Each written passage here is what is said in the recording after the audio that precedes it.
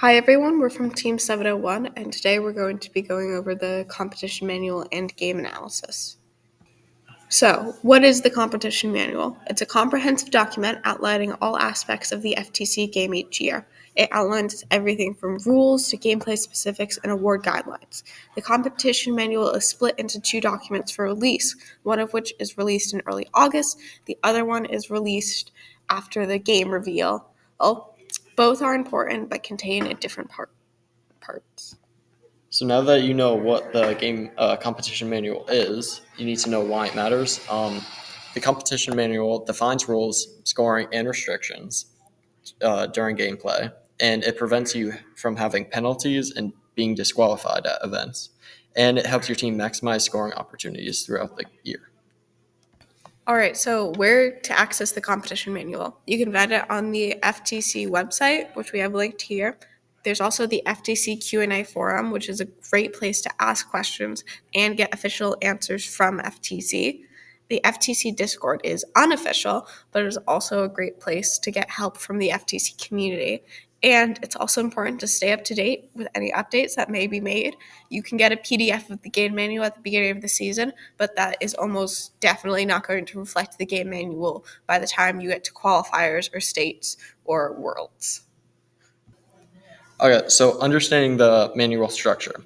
The part one, which was released before the game reveal, talks about the rules that apply every season, like safety, robot limits, inspections, awards, and many other aspects just that you need to know before the actual game.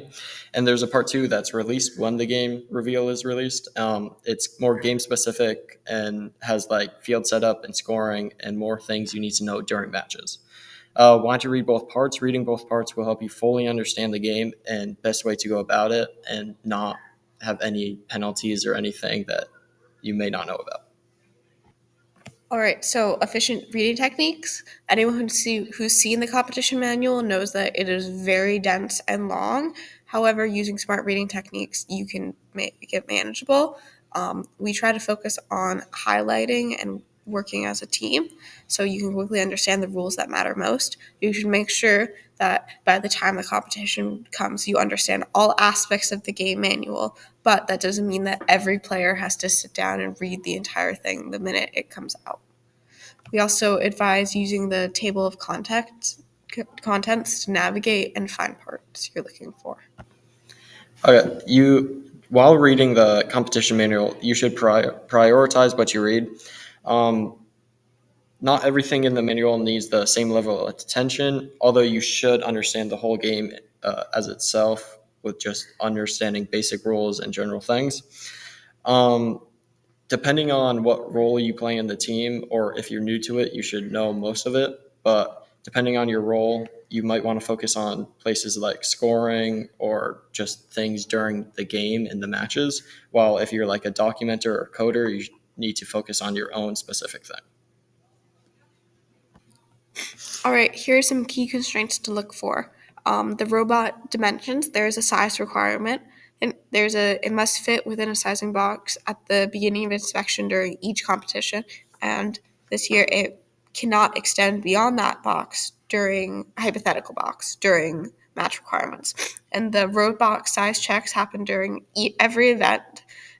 If you don't pass inspection, you might have like a couple of minutes to fix the problem, but or you won't be able to compete. So making sure the robot is within that extension requirements is very important, and you find that information in the competition manual. Additionally, you should look out for the electronics and power rules. There's a list of approved batteries, hubs, and wiring, and you cannot make any unsafe modifications or really any modifications. So they're heavy and regulated for safety. So everything you have must be in good condition and properly arranged to compete in events. So make sure you also look out for design restrictions in the manual because robotics most over everything else, they need to be safe. So any sharp edges or dangerous parts or non-approved custom electronics, all of that's going to be outlined why you can't use it in the game manual. And then just look out for team safety rules.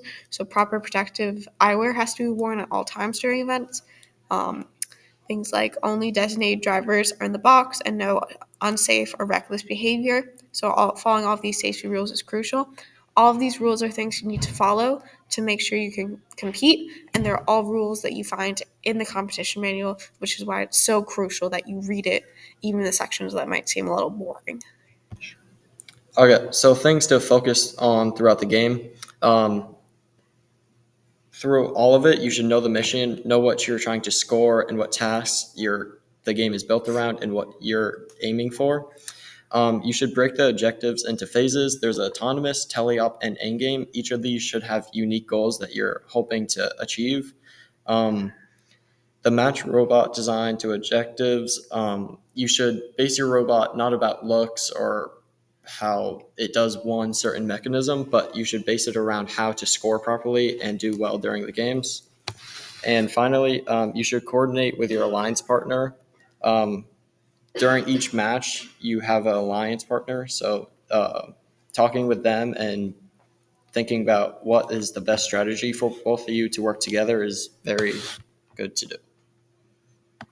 All right, here we'd like to just leave you with some general best practices for teams as you start your season. Know the rules, study the competition manual, and make sure you stay updated with the updates that will come throughout the season.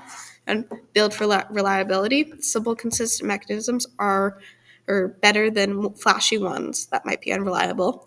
Start driver practice early. You've gotten all this information about what the game is about, but you won't be able to play it effectively unless you practice.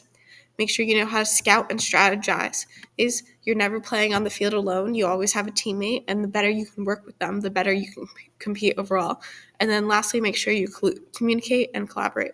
You want to have strong teamwork within your team, and then strong collaboration skills with other teams to make sure you have the best chance at winning. Thank you for watching. Good luck.